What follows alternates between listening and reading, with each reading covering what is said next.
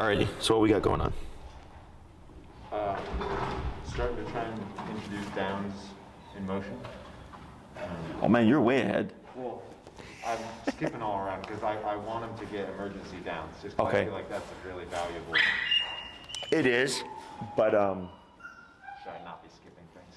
yeah, because I mean, just like what I'm sure in dancing, you have your foundation, Yeah. and you build on that foundation, and if you skip the foundation, you're gonna have everything else gonna be a little sloppy. Right. I would assume, right? Same thing for music. Yeah. So I play guitar, and would I love to play like Megadeth and super fast metal? Yeah, but I don't have the foundation, so it's not going to be good. Okay. So does he know down He in does, general? but it's like funky. Like he doesn't just down. Like I've seen other dogs here just like. You're a flop. dancer. You don't appreciate the funk? Well, when we're out in public, he does the exact same thing. Like even in a busy street, he takes his sweet time, like going down to the ground. Are you doing just pressure? Here, I'll take the phone. Sorry. Are you doing just pressure for the down, or are you using food? I'll use his dinner. Okay. How incentivized is he for that dinner? If there's food in the process, he's way more willing to work. And the speed of his heel to get to my hip is way faster if I have food on me. Okay. He still does it if it's just the remote, but It's just not as crisp. Yeah. I would use higher value. okay. So when I train with Richard, and when I train in general, I actually use sausage, turkey, bologna, cheese, hot dog. I use human stuff. One, it's cheaper actually. Two, I can eat it. Three, he's gonna be much more incentivized. Okay. So we have different layers of obedience. The foundational stuff you see us do here a lot is the average family pet type stuff. I need functional. I don't really care about aesthetic, how fancy it looks or whatever, right? Because I know the owner's gonna ruin it anyways. So, but for you, for Kilo, if you're trying to shape him to be as best as he can be, we want that payment to be equal to the work. Okay, so just like here, or just like anywhere, if you're gonna do more work, you're gonna want more pay, right? So same thing for this guy. So what you can do is a couple of things, because if he uses kibble for his training, if he doesn't eat one day, he doesn't eat. That's how that style of training works. Okay. If you're really trying to make him work for kibble, okay, because at some point, it usually takes about 3 days if you ever see a dip, where a dog goes like, oh crap, there is no other option but to work and take this. Otherwise, you can mix sausage or whatever with the kibble, right? And see how that works if there's a little bit more incentive.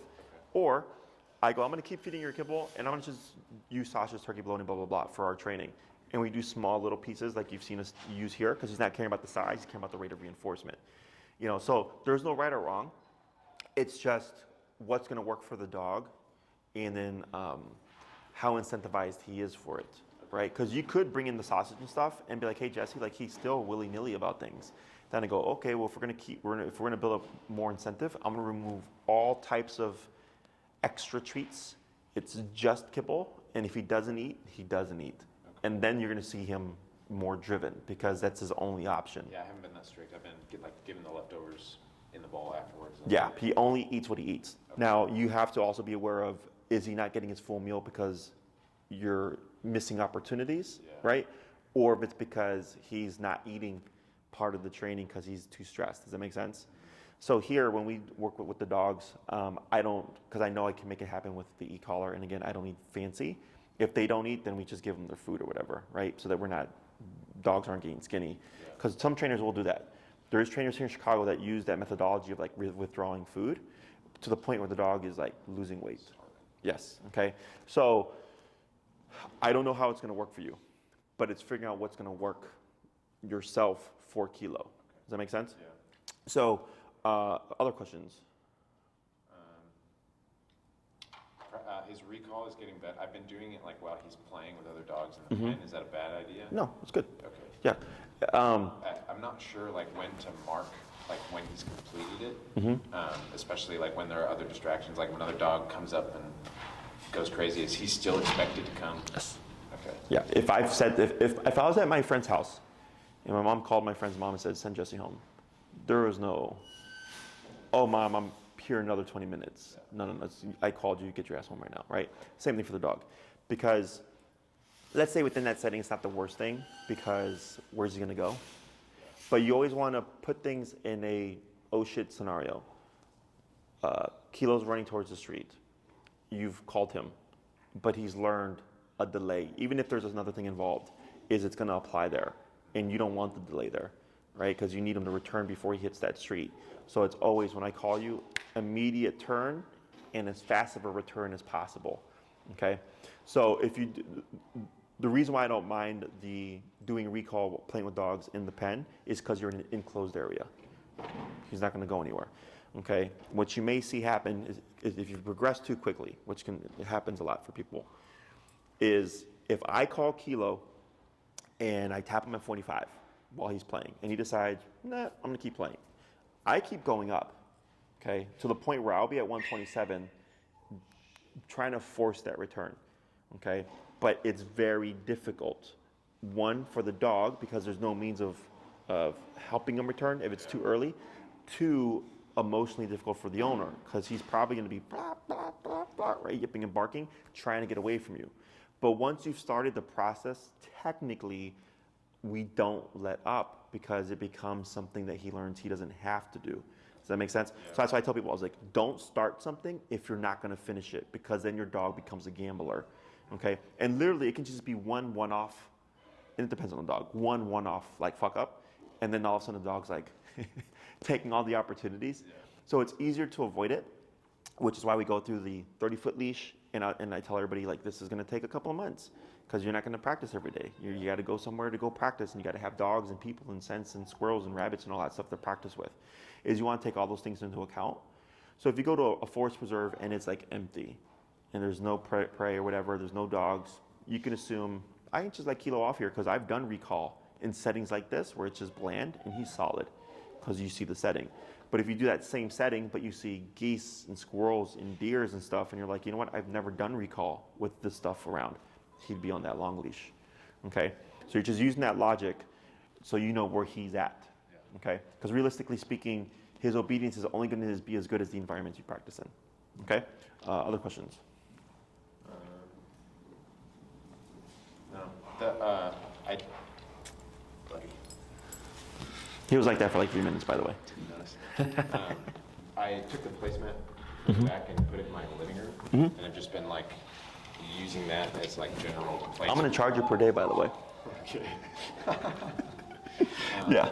But his like being able to shut off at home now is way different now that he has that little placemat. And I don't understand why that's any different from him, because I was doing place like on a little mat that's right where that placemat was. But maybe it's just because it's elevated a little bit. Potentially. So dogs are, like, it's got to be obvious, okay? Not to say that you can't use something, like technically I can make that little circle at your feet place, right? So like, let's say a lot of people put their puppies in the kennel, boop, right? And then the puppy freaks out. The puppy literally doesn't know how it got in there, okay? As stupid as that may sound, they literally don't know how they got in there, and that's part of the panic, okay? So that's why we use the leash tension, and you might see the puppy bucking around, but ultimately they give in the pressure and they go in the kennel, you know? So like I actually had a conversation with Maddie once, because she was trying to get a puppy to go in the kennel, and he wouldn't go in the kennel. And she was correcting him on stuff, and he just wouldn't go in. And he wouldn't stay in. So then I came out, and I was like, oh, and I just grabbed the leash, and it just like kind of like with made it happen, right? Gradually but surely, puppy went in, and then within like the 5th rep, he was running in no problem and staying in there and chilling out. And she's like, what the hell? I'm like, because he did it, you know? Yeah. He had to learn how to do it first and get the pressure to go. So here for Kilo, just going up on something can potentially be more obvious for him, where that's why he's more able to shut down easier, okay? Every dog is different, by the way. This is not concrete, but if you do this long enough in a lot of different personality types, you'll start to see things where they're not that different. Okay, so the reason why I do this tool and like the way I train is consistency. How it transfers. Yeah, it's all consistent, right? It's the most, and I'm not saying there's not inconsistencies, but if I got something that's 80 to 90% consistent and everything else is a lot of variables, I'm gonna do this first because it's gonna make it easier to fix both for the client and for myself. Yeah. So, anything else? I think that's it. So, what does Kilo know now? So we're good His heel is pretty solid. We walk around the park with a long lead, and he does completely fine, like no taps or anything. Okay. He's good with stay, like in a down or in a sit.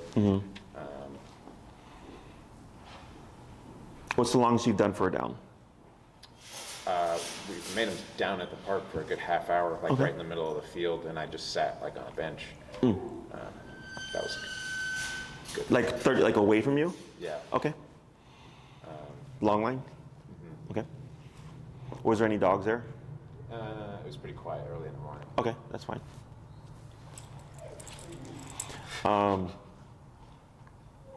What else? I think that's all. Okay, so you have recall, you have the heel, you've done the sitting downs, you've done stationary work. Place, but Place. What's the longest he's done place for?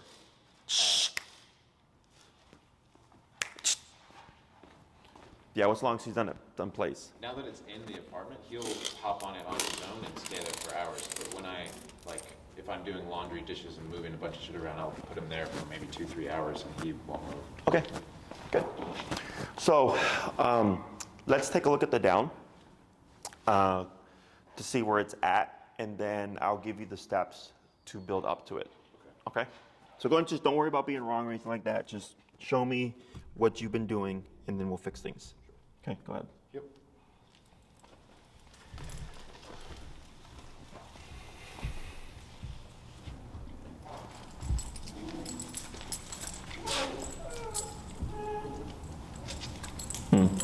Okay.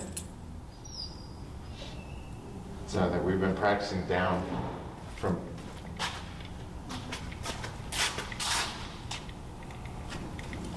We've been practicing down from heels a lot, so he tends to go down right away. Yes, at the when you stop. Yeah, that's correct. Yeah, so what you're gonna do here is I would ignore perfect. Okay? So like he's out of position, but it's because he's anticipating something. Yeah. So that's why he's scooting. So I would ignore this for now Okay. until he learns it's safe to sit and not down. Does that make sense? Yeah. So then once he learns it's safe to sit and not have to feel like he has to down, you should start seeing sits here more. Okay? Because he's trying to figure out what he can do. Because he's expecting the correction. Okay? So here earlier you stopped or something and he kind of did a little bit of a squat but didn't commit to the down. Is I would wait till I see more commitment. Does that make To correct. to correct? Yeah. And then I wouldn't do the collar. I would do light pressure on the leash with the tap to prop him up. Actual leash. Yeah, because when you were using the collar, you were practically lifting him. So if you're lifting him, you're doing all the work. It's not going to deter him from prematurely downing. Okay. Okay.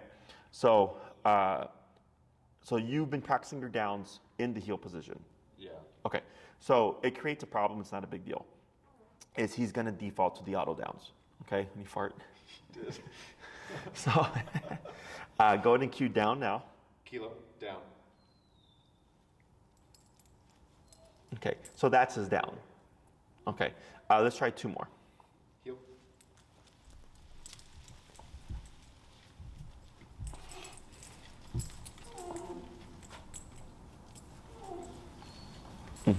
Tap, tap, tap, tap, tap, right there. And then relax. Good, just reposition, stand next to him. Yeah, that's fine for now. Then tap, tap, tap, tap, tap, tap, right there. Good. So now he's doing more of the work. What's your number currently? 25. Let's try 28. And the moment he starts downing as you're going for the leash, you can start the tapping process. Okay. So like, let's say you tap and he just props up before you even get a chance to pull on the leash. Perfect. Gotcha. Okay? Heel.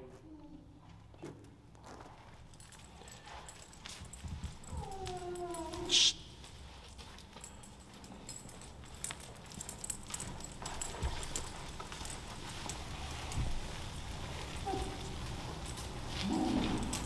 Tap. Good. And slow to a stop. Okay. Tap. Tap. Good. Hold right there. So it's a bit, he's vocalizing a little bit more quicker, right? I only took 2 taps. So I would, as we go along, we'll give him a couple more attempts. And if he's still just too vocal, we'll try like 27 or so. Cue the down. Kilo down. Good. So that was actually faster. Okay. Potentially, just that 3-digit increase, correcting for something else, making him a little bit more wary of like, okay, like this is serious. Okay. So you're trying to get a balance of serious, but not so serious that he's like super paranoid. Yeah. Okay. Because then you start creating other issues. So let's try. We're gonna do 2 more then, because that looked better. You're gonna cue the heel, come to a stop, and then the sit. Kilo. I mean the down.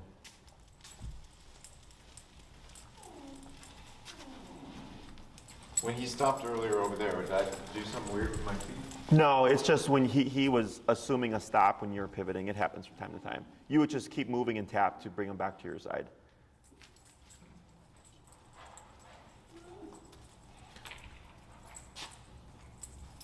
Tap, tap. There you go. Good. A little bit better. And then instead of tap, tap. Good. Relax. Good. Better. Heel. So the other thing would be not always downing when you stop.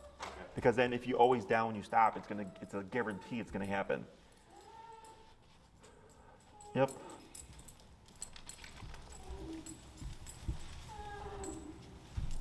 Good, wait a moment. Wait, hold on, yeah. Is that too soon? That was too soon, okay? So don't get too caught up in being immediate. There was a bit of the Richard Hines things. He talks about timing and like how important that is. So it's like as soon as I see him like think about things. Yes. So timing is important, but there's a bigger window than you think. Okay. Okay. Because the Richard stuff, like. Also, some of it's a little outdated, by the way. Why? Just the collars that he's talking about. Oh yeah. Because they recently just discontinued the 3500 last year. Oh really? Yeah. So you actually have a bigger window than you think. So the moment you see Kilo lay down or start to lay down and you start the tapping process, you actually already started the correction. Okay? And if it took him 5 minutes to figure it out, 5 minutes of being corrected is going to deter him from taking 5 minutes the next time. Does that make sense? Yeah. So that's why we keep the pressure on, and then we help guide the dog, and I just take my time, because I'm going, look, the faster you correct this yourself, the faster this goes away. The longer you take, the longer it's going to go on, right? And that tends to get dogs to figure it out quickly. That's why I work dog. Like I had a dog the other day, it took me like 30 minutes to get her to down, okay? But as soon as she got it the first time, each time was easier, but we committed to it. So here, again, just because you're making him overly paranoid, and then he's gonna be scared of screwing up, and then you create like another whole deal. Okay, so now cue the down. Kilo down. Tap. Good. Praise. Get a boy. Good job. And heel. Heel.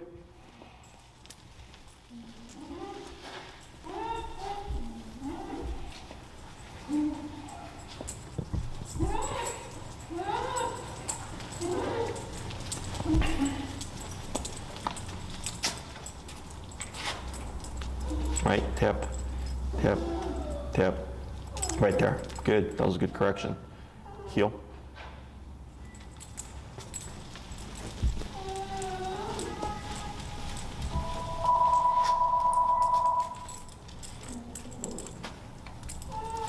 Tap. Right, that was better though. Did you see that? As soon as I tapped when I was reaching. And he popped up. Yes. Okay, let's try one more like that.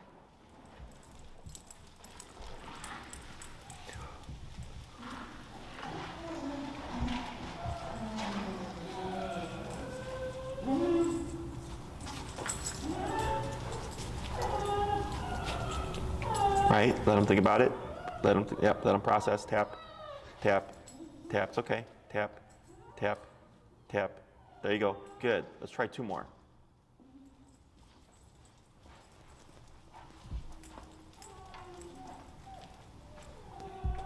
Good. Tap, tap, tap. Good. Better. 1 more.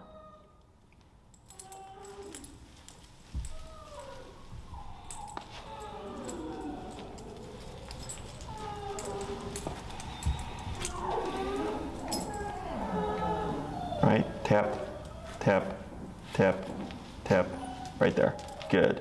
So, but you see how like you didn't need the leash there? It was more so the pressure from the collar that popped him up. And I think it's more so because connection got a little wonky. But I can see him being more cautious of wanting to lay down now. So now you're deterring the behavior. So when you work on things,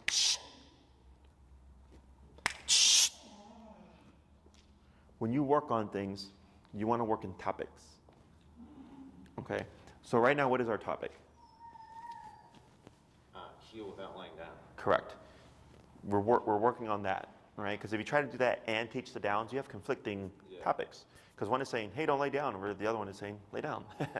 So as we teach more things, we create more problems. What you're dealing with is completely normal, okay? So most trainers will tell you not to teach down from a sitting position, okay? Mainly because of competition, because it ends up creating a dog that favors the sit to the down. So if you've watched Richard's videos or you get to watch it, you're gonna most likely hear him talk about that, okay? Now, most people don't do emergency downs. Like 99% of my clients don't do emergency downs. Every now and then I get someone who does.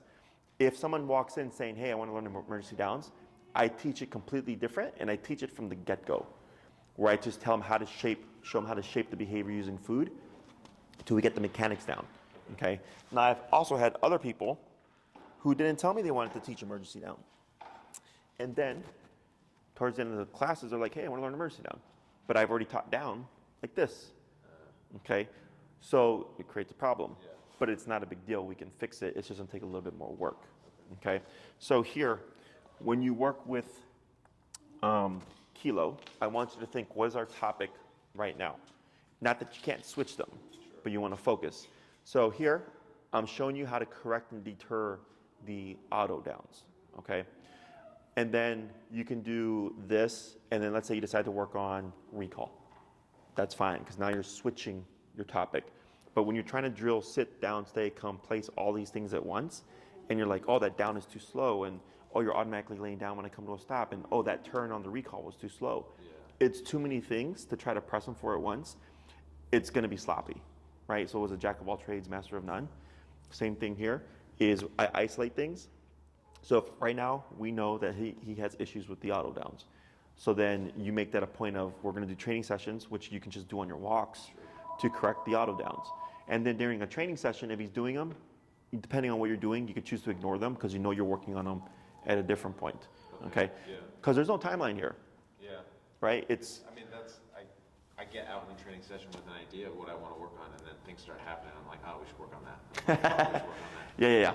That's why we have leashes and stuff, because then it's like, oh shit, like, well, that didn't work out, right? And sometimes you might jump into a session with one intention, like you just said, and he's giving you something completely different, you know? So then you can either go with it, like you have been, or stick with it, okay? I go more by the dog, if I'm training a dog myself, than people think, because I have the ability to.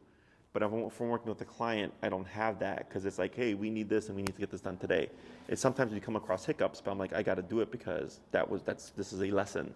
Okay, you have a little bit more leeway with Kilo. Okay, so if you start to see his performance dip and stuff, just also think like, are you pushing him too hard? Which is easy to do because he's your dog, so your expectations are going to be higher. Same thing for my dogs. Like my Pit Lex has tons of training. And like the other day, I brought her out for a client to show the reverse, and she was fucking all over the place. And I was getting pissed off. But I'm like, but I haven't worked with her in like 6 years, you know, because that was at the time when I was learning, and now I don't need all that stuff. She's already been trained. So you want to remember those things, right? So here, when you work with him, pick your topic. Let's say it's not working out like you thought it was, and you decide to work on something new. Just make sure that that's your new topic. Okay? So we're gonna try 3 more heels to stops to see how his downs are. And when you go for the leash to correct him and stuff, take your time. Don't feel rushed. Okay, as long as your tap comes in to start the correction process, and you're good. And then tap, tap, tap. I wouldn't run it. Okay, don't go tap, tap, tap, tap, tap, tap. We wouldn't do that because faster taps tends to push dogs into motion. And you're trying to just get them to correct a stationary position. If we're doing recall, tap, tap, tap, tap, tap, tap, tap, because it's good over here, right? That's a little bit different. Okay? Heel.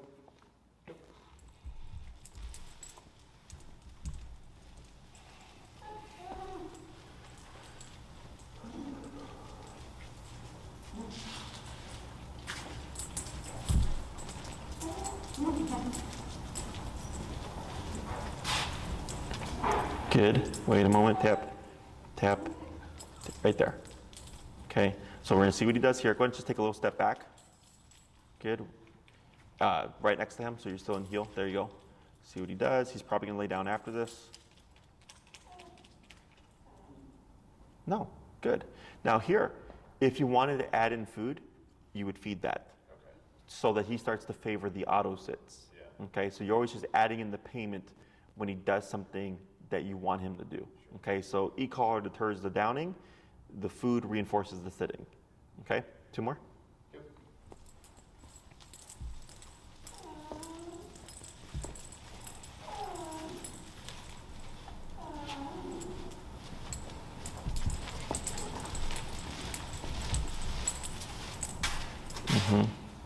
Tap, tap, tap, right there. Good. Very little work on your part. That was good. 1 more.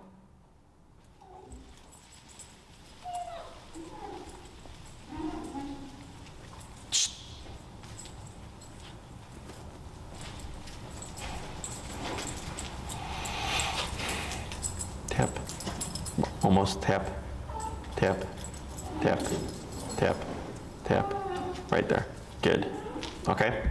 So whenever you go on your walks, I would just exaggerate your stops more. Maybe stop at the end of every block. The more you expose this or expose him to those opportunities, the more he's gonna go for it. Sure. So you can just correct it. Playing with the number, I think right now 28 is doing good. But if you see like, yeah, no, he's still opting for the down, 31. Okay. Because there's sometimes where it kicks in, and there's other times where he takes it for a little bit. Okay. And then of course food for the auto sits. Questions on that? Yeah, that makes sense. So for the downs, how do you think you would make faster downs? That I have no idea how to like work on his mechanics. Because it's right now it's like he has to like plop to the side and then make room for his torso. All right. And you didn't use food for the down, correct? Initially, yeah. Is this kilo? Those are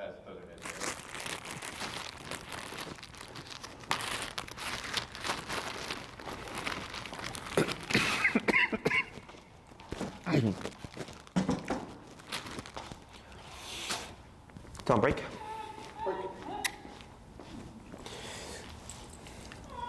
Okay. See if we can do it.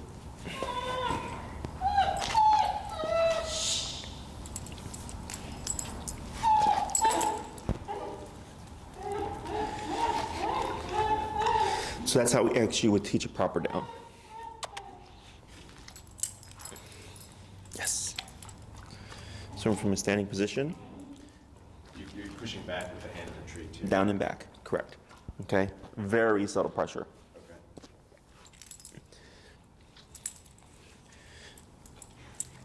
Okay. If he goes into the sit, you just pull forward. Because he's going to go into that now.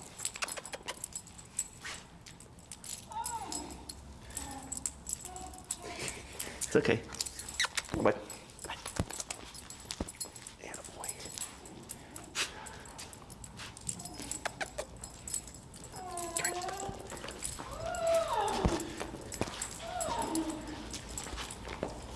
Yes.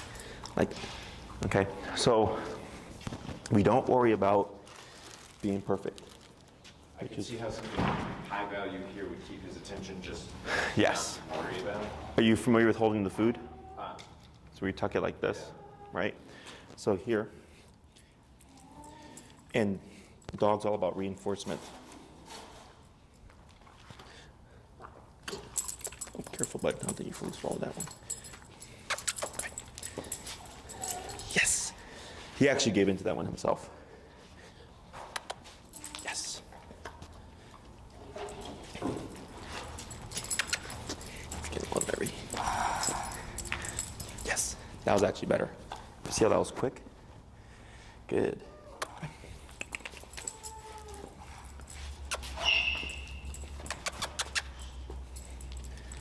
Okay.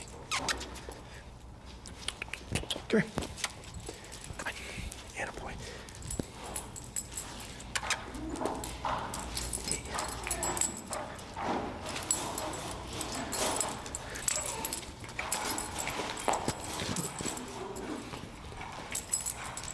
So you see how he's favoring the sitting position? There we go. I'm gonna take that one. Okay. Right there. So here, we're feeding twice. We're feeding for the giving into the down, and we're feeding from the stand from down. So it's keeping him engaged. If the rate of reinforcement is too low, he's gonna lose interest. So if I just focus on the downs, you saw how some he was fucking up. Is now the reinforcement rate is going down. He's gonna be like, oh, it's too much work. But if I feed anything I like, okay? So a couple of them were great. Right into it. A couple of them not so great, but good enough for where he's at. And then once I build enough drive, where I can be more specific and he'll keep engaged because he ends up enjoying the thought process. So like my pit Lex, if you see me working with her with pressure, you can see her and how engaged she is. She's not just enjoying the reinforcement, but also the having to think through pressure. There's a lot going on, and she's driven for it. So here we're building that motivation, and as you layer this in more and more and more, you'll start to see him enjoy the challenge of having to figure out how do I solve this to get this to go away, but also get what's in your hand. Does that make sense? So I'm going to give you a couple of these. So in order to make the down faster, make anything faster, we practice back to back. Remember, isolating. So right now we're fixing his down because he knows to sit the down, okay? So we're doing that, but at the same time, as you repeat this back to back to back to back to back, we start getting quicker, right? So like, do you play music? Not well, but yeah. Okay, scales, are you familiar with scales? So if you're just learning, real slow, right? But then once you get it down, you can go through the scale, no problem, because you have all that muscle memory. I'm sure same thing with dancing. You're practicing kind of moves, some kind of routine, you start slow, get all the movements down correctly. Because if it's not correct at a slower pace, sure as hell not gonna be correct at a faster pace, right? So that's what we're doing here. I'm not worried about the speed of which he's performing. I'm worried or concerned about the number of reps I can get in, okay? And then kind of like back to back of consistency. In the beginning, you're gonna get inconsistency because he's relearning a shape. But then once he learns the shape, all of a sudden, boom, boom, boom. And then when I go down, boom, because that's what I've been drilling, right? So here, I was doing right hand. You can do whatever you're gonna do.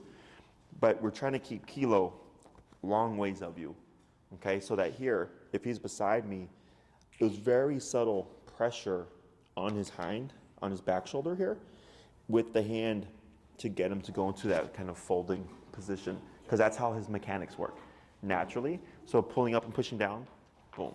That's a dog's natural mechanic. Down and back is their natural mechanic for going into a down position. Okay? So go ahead.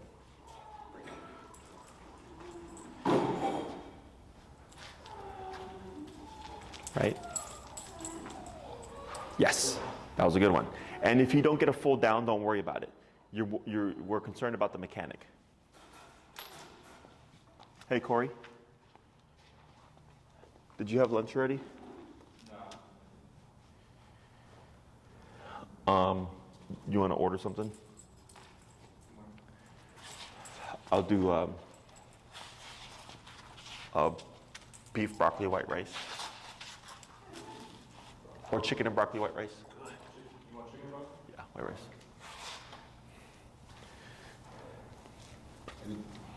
So here, Coming up from here too? take to his nose, and then slowly move back. And you might have to tug on the back away from him. Yeah. Okay. So then you might have to pull your leash a little bit. Yep. Pull and then feed. So you're trying to teach him how to come out of it. Okay. Yeah.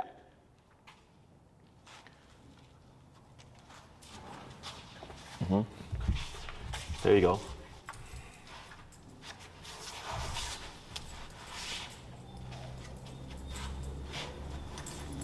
Yep. It's okay.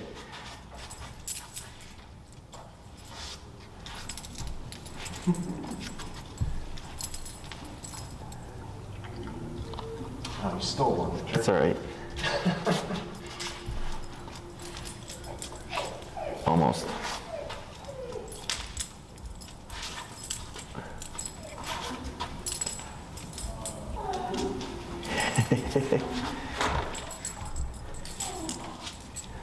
Try bringing your right hand down a little bit lower, so he's kind of Okay. looking down at it, but not too much. There you go. Yeah. Okay, there you go. Good. Feed.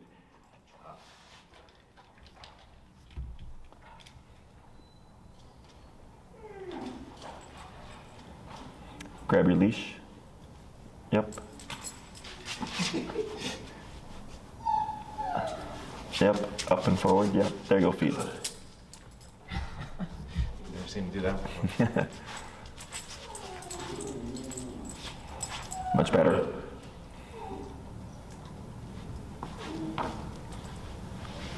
Good. Let's see if we can get 3 more. Yep.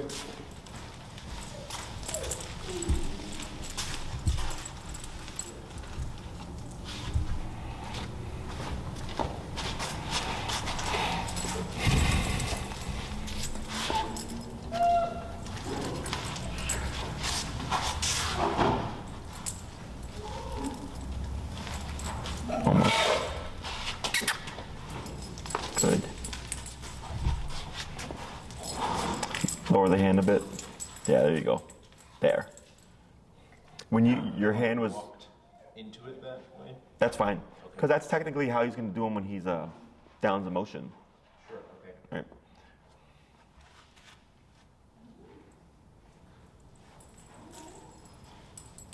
Yep.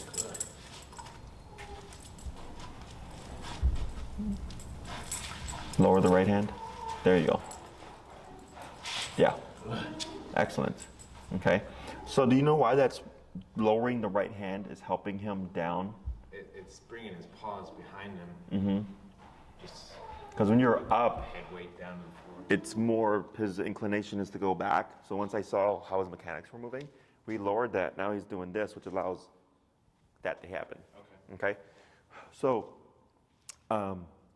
right now, because how much food have you used for the training, would you say?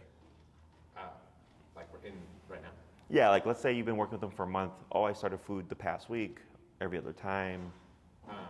It was pretty much when I started doing the training sessions with you, whenever I could, his dinner, instead of giving it in the bowl, was doing a training session. Okay. So like 4 or 5 times a week at least. Okay. So here, he's still apprehensive. Yeah. Okay, and that's because of corrections. So that's normal. But we want to teach him it's okay to screw up. Okay? So like here you can see where he's not wanting to pop forward because of the stationary downs. Right? So he's like, I've been taught to down and not move for 30 minutes, right? Is now we've created a problem. Right? So that's just how dog training works. We teach something new, we create a problem here. Teach another thing, we create a problem over here. So as you're going along, you're teaching new things, creating more problems, and fixing those problems. So here, I would focus on just kilo this exercise. His food is, or his meal time, perfect. Is making sure your replacement is good, because you did a few, but then once you grabbed the food, you went back to the old one, right? So but as soon as you lowered it, it was much more easier and consistent each time with you being able to down him like this. So I don't care if he walks into the down or if he backs into the down. What I want him to avoid is to sit to the down. Sure. Okay? And then now that down is being practiced and reinforced more, we should start seeing faster downs. So then when we layer pressure over it, it should kind of trigger the mechanic of boom, right? As opposed to the... I don't think he knew how to speed that up. Yeah. It takes me a minute. So whenever we do that stuff, because also from the sitting position, like that makes sense, right? You have to do this. He's not going to just go poof, like that, right? Is that with this, because it's going natural to his mechanics, is he's able to do it much more smoothly and quickly, okay? So this exercise, whenever we do anything redundant, 3 to 5 minutes, okay? Don't try to drill this out for an hour. So take his food bowl, and what I suggest is you take his food bowl and you put his meal for the day in total, okay? So if you do a session in the morning, a session after work, and a session before bed, and there's a quarter of his meal left, we don't feed it, we reserve it, right? Because you want to keep him driven. But then you have to, if it's a quarter left because I didn't feed enough, right? Or because he wasn't taking it, we got to figure out what that's going to be. So that's this way we make sure that when we're incorporating the feeding, if we're going to use strictly kibble, is that we're doing it correctly. Okay. So this 2, maybe 3 times a day, 3 to 5 minutes, just back to back, and that's all you're focusing on. And all of a sudden, what you're going to start seeing is you're going to go like this. I call it the pump, and you're going to just see him go into it. So if you see Richard do it down, you'll see him usually go like this with his shoulders, and he'll go down, right? And it comes from when we're teaching it from this pump like this. So eventually we wean that away and it just comes down, plop, okay? But we're slowly, we're working backwards with like doing a lot of effort in the beginning and then slowly weaning away the hand and stuff. And eventually he just sees the pump and boom, he goes into it.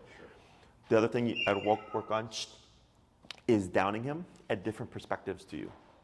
Okay, so not always favoring the right side, if that's where you heal him. Downing him on the left side. Downing him in front of you. Once he gets it down where you can just push your hand into him and you'll see him go like that, or even behind you, like this. Okay. Because the emergency down is down no matter what you're doing. And if it's always I down you at my right side, it's too specific context-wise that when we try to bring it into that picture, he's going, but wait a minute, I'm not at your right side, right? So you're trying to teach him that it's not his perspective to you that matters, it's the positioning that he's doing. Sure. So that's why a lot of people, when they teach sit, they teach it here, sit, right? And I've seen people say sit, and their dog will walk all the way over, and they'll sit right here, because that's where it's been reinforced, that's where it's been taught.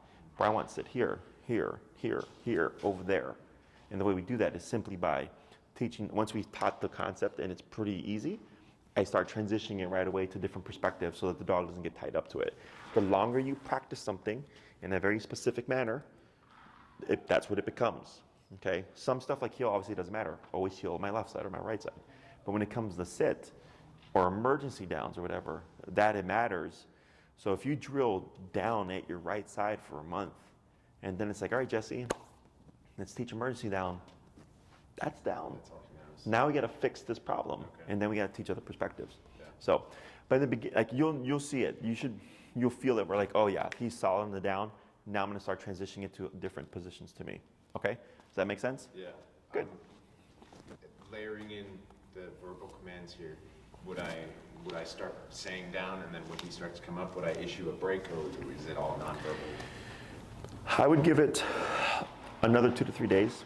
Sure. Unless you find he's consistent. If he's popping into the down and popping out of the down consistently, then you label it. Because right now it's still break. Don't label something. Now I need the leash. Yeah. You want him following that food, like without hesitation, right? So he's just break, like boom. He just goes for it. Down, boom, like he's just going into it.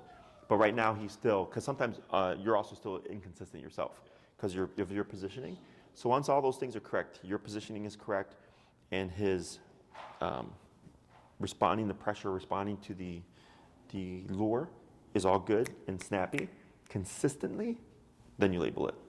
Okay? Other questions? That makes sense. Good. But I can see what he knows. He's got good drive. Yeah. He's a good drive for you. Like he's not overwhelmingly driven, but he's got enough that he's incentivized, like want to work. Yeah. So, okay.